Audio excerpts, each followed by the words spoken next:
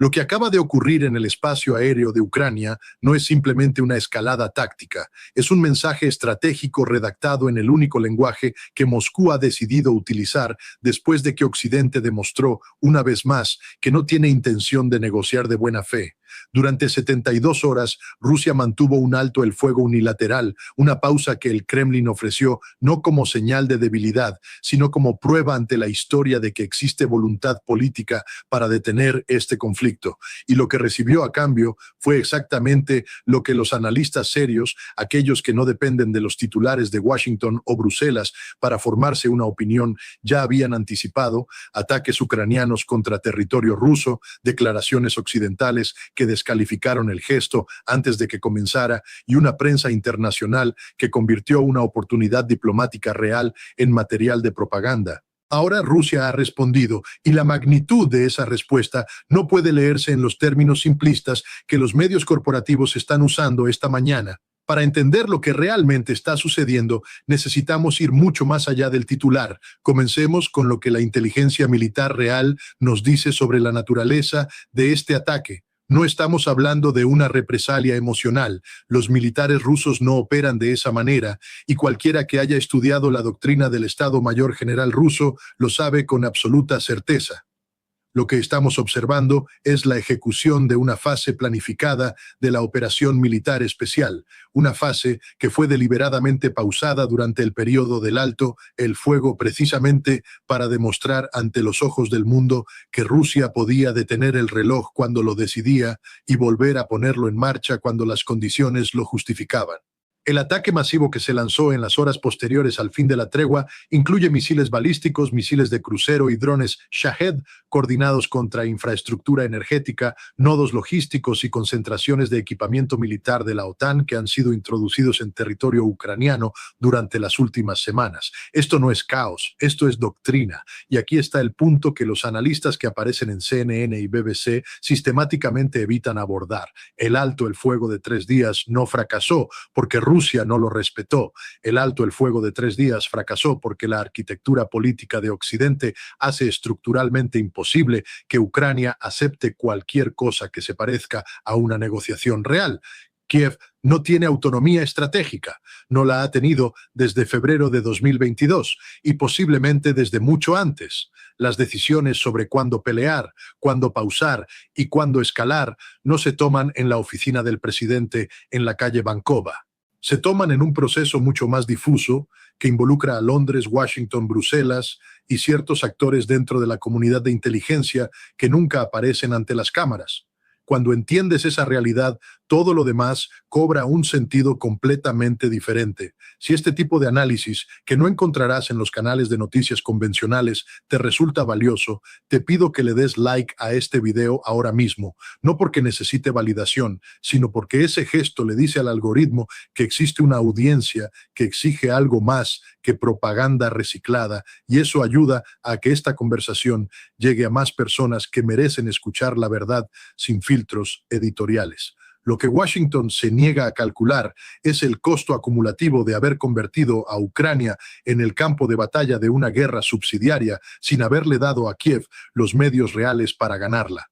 Esta es la contradicción central que ningún funcionario de la administración estadounidense puede responder cuando se le presiona con rigor, o bien creen que Ucrania puede derrotar militarmente a Rusia, en cuyo caso la lógica exige una intervención directa de la OTAN con todo lo que eso implica, o bien saben que Ucrania no puede ganar en términos convencionales, en cuyo caso la prolongación de la guerra no sirve a los intereses ucranianos, sino a una agenda completamente diferente. Y esa agenda tiene un nombre, aunque pronunciarlo en los círculos mediáticos convencionales te convierte automáticamente en objetivo de descrédito. El objetivo es el debilitamiento estratégico de Rusia como potencia continental, independientemente del precio que pague el pueblo ucraniano.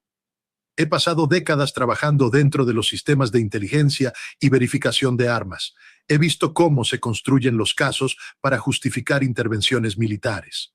He visto cómo se manipula la información en tiempo de guerra para moldear la percepción pública, y lo que estoy observando en la cobertura de este conflicto tiene todos los marcadores de una operación de información sistemática, no en el sentido conspirativo que algunos prefieren atribuirme, sino en el sentido técnico y preciso. Existe una narrativa oficial, esa narrativa se mantiene mediante la exclusión selectiva de datos contradictorios, y los periodistas o analistas que cuestionan esa narrativa son descalificados antes de que puedan completar su argumento.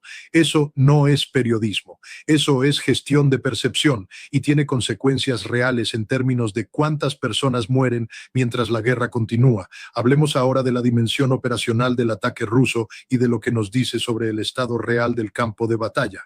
En los días previos al alto el fuego, las fuerzas ucranianas utilizaron el periodo de preparación para intentar reposicionar equipamiento y consolidar líneas de defensa en varios sectores. Eso era predecible y el Estado Mayor ruso sin duda lo anticipó. Lo que resulta significativo desde una perspectiva de inteligencia es que el ataque posterior al alto el fuego demuestra que la capacidad de reconocimiento rusa, combinada con activos de vigilancia espacial y señales de inteligencia, mantuvo plena conciencia situacional durante todo el periodo de la tregua. Los objetivos golpeados en las primeras horas después del fin del alto el fuego incluyen instalaciones que fueron activadas o reforzadas precisamente durante esas 72 horas.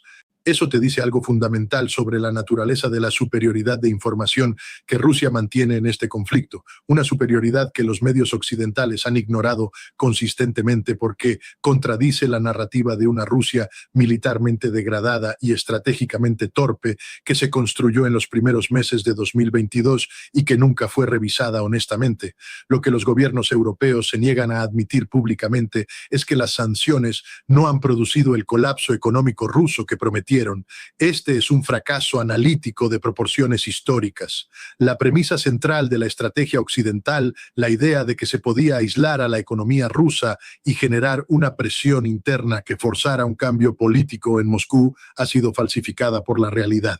La economía rusa ha sufrido, no voy a minimizar eso, pero ha sufrido mucho menos de lo proyectado, ha encontrado rutas alternativas de comercio e integración financiera con Asia, Oriente Medio y África, y ha logrado convertir la economía de guerra en un motor de producción industrial que está generando capacidad de municiones y equipamiento a tasas que superan lo que la industria de defensa occidental puede proveer a Ucrania.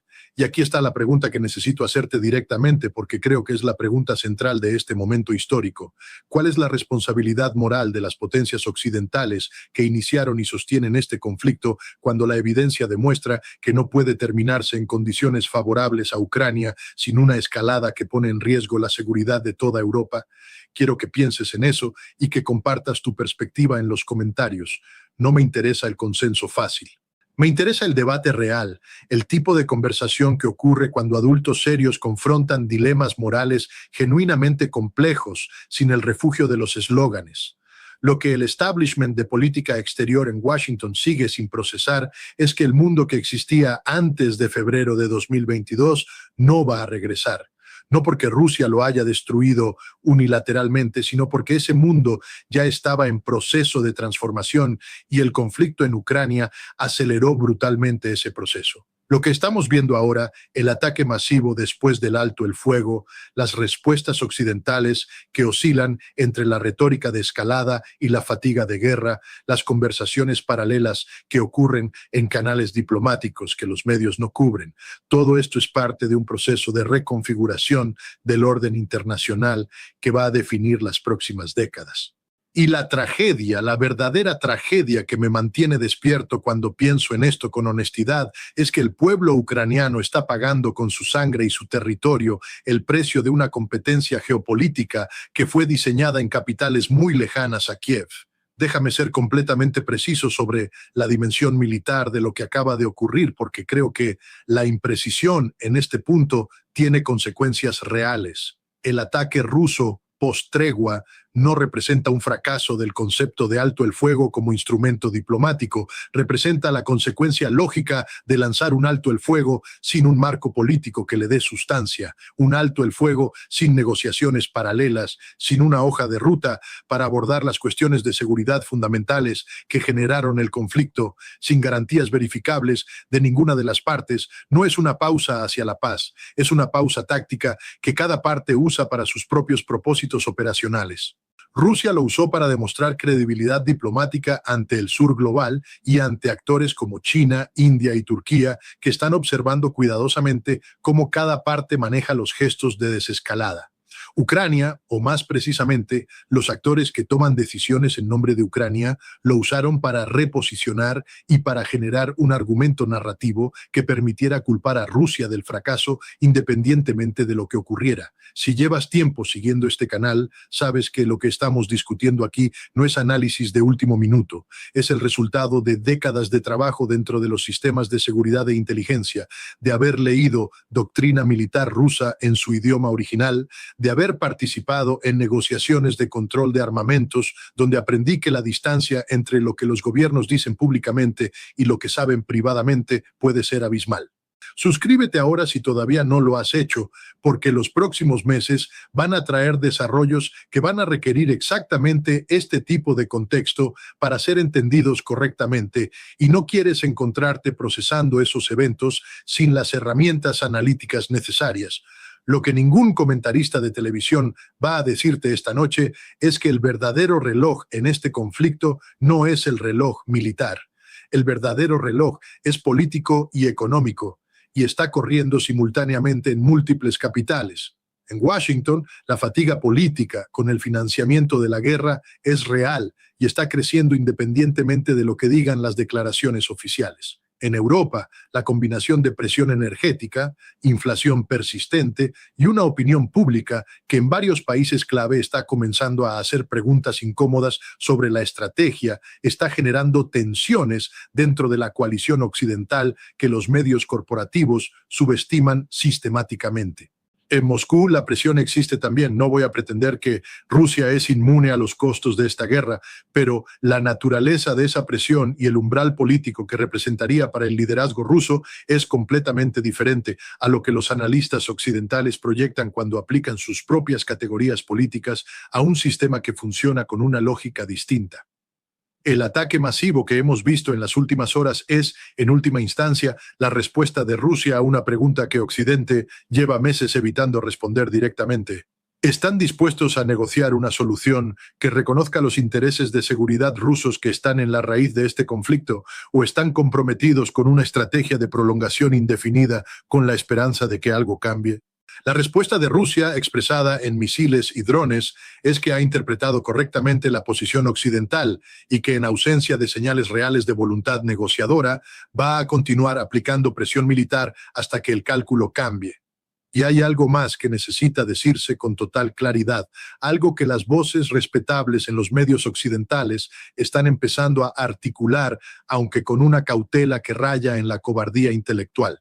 La alternativa a una negociación que reconozca realidades difíciles no es una victoria ucraniana. La alternativa es una prolongación del conflicto que consume vidas, destruye infraestructura, desestabiliza la economía europea y mantiene vivo el riesgo de una escalada que ninguna potencia racional debería querer. Ese no es un argumento a favor de Rusia.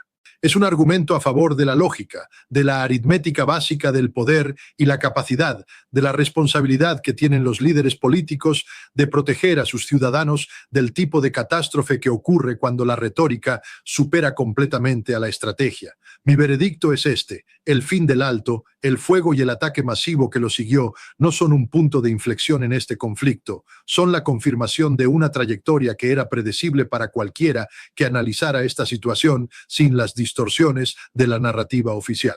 Rusia ha demostrado que puede controlar el tempo operacional, que mantiene capacidad de ataque estratégico significativa y que está dispuesta a usar esa capacidad cada vez que la ventana diplomática se cierre sin resultado. Ucrania, atrapada entre su propio sufrimiento legítimo y las decisiones de actores externos que tienen sus propios cálculos, paga el precio más alto. Y Occidente, habiendo apostado su credibilidad a una estrategia que no puede producir los resultados que prometió, enfrenta una elección que sigue postergando porque ninguna de las opciones disponibles es política o moralmente sencilla. La historia no será amable con quienes tuvieron la información, tuvieron la posición, tuvieron la influencia para buscar una salida negociada y eligieron en cambio la prolongación. Comparte este video porque hay personas en tu círculo que están consumiendo únicamente la versión oficial de esta historia y merecen escuchar algo diferente antes de que los eventos los alcancen sin contexto.